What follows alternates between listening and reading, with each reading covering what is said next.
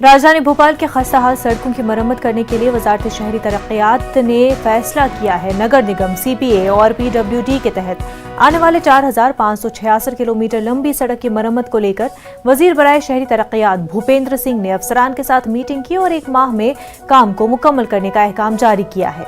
मध्य प्रदेश में सैलाब मुतासर इलाकों में सड़कें तो खस्ताहाल हुई हैं, मगर राजधानी भोपाल में बारिश के दौरान शिकस्ता हुई सड़कों ने हुकूमत के तमाम दावों की पोल खोल दी थी।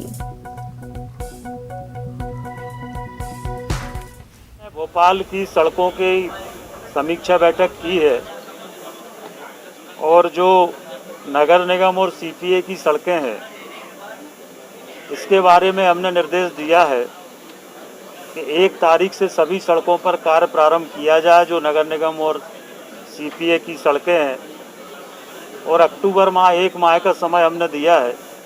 1 माह में इनको कंप्लीट हमें करना है।